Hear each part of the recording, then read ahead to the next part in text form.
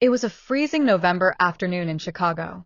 Michigan Avenue was crowded, with pedestrians hurrying along, their hands shoved deep into their pockets to escape the biting cold.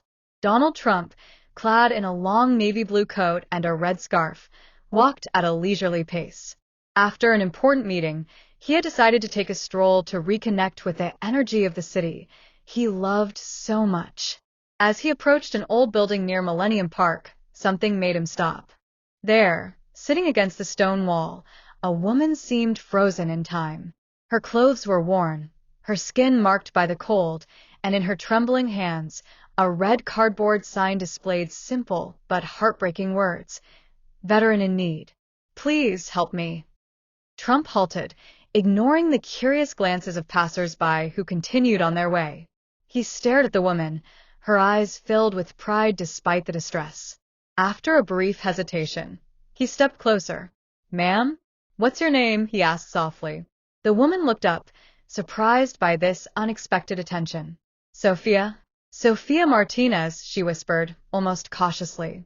"Sophia, you served in the military?" She nodded. Her voice, faint but resolute, told her story. Sophia had served for 11 years as a military nurse. She had cared for soldiers in war zones, often at the risk of her own life. But an injury to her leg had ended her career. When she returned home, without support and burdened by debt, she had lost her footing. Moving from odd job to odd job, she had eventually lost her apartment. Trump listened without interrupting, his expression serious. "You shouldn't be here, Sophia," he murmured finally. He reached into his coat and pulled out his phone in one quick motion. "Stay here. We're going to fix this." Trump stepped away a few paces and called his assistant, Margaret. His tone was firm, almost urgent. "Margaret, I want you to find a nearby hotel immediately. And call a doctor for a quick checkup. Tell them it's urgent." A few minutes later, he returned to Sophia. "Sophia, a car is on the way. But first, let's get you something to eat."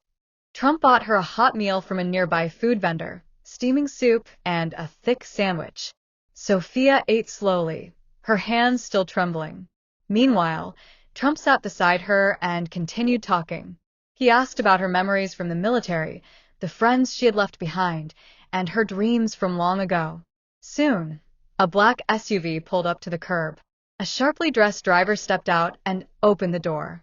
"Sophia, this car is for you," Trump said, rising to help her. Sophia hesitated, tears in her eyes. "Why are you doing this for me, Mr. Trump?" He looked her straight in the eye. "Because someone should have done it a long time ago." The SUV took Sophia to a luxury downtown hotel, where the staff greeted her warmly, having been prepared in advance by Margaret. A comfortable room, clean clothes, and a hot shower awaited her. Shortly after, a doctor arrived to tend to her injuries and chronic pain. Meanwhile, Margaret contacted an organization specializing in veteran support. A few hours later, a representative named Lisa arrived to meet Sophia. "Sophia, we're going to help you find housing, a job, and all the support you need to get back on your feet. You're no longer alone." Sophia, tears streaming down her face, turned toward Trump, who was quietly observing the scene from a corner of the room. "I don't know how to thank you," she said. Trump smiled, placing a gentle hand on her shoulder. "You don't need to thank me, Sophia. You gave your life for your country. Now it's our turn to take care of you." The next morning, Sophia had a fresh start. The Veteran Support Organization had found her temporary housing, while Trump, through his foundation, committed to covering her first few months of rent. Before leaving, he handed her an envelope. "Here's something to help you right now. And remember one thing. Pay it forward someday. Help someone else when you can." Sophia clutched the envelope, her eyes filled with gratitude. "I promise you, Mr. Trump." As he left the hotel to return to the city's hustle and bustle, Trump felt an unusual peace. In just a few hours, a life had changed. For Sophia Martinez, the future suddenly looked brighter than ever.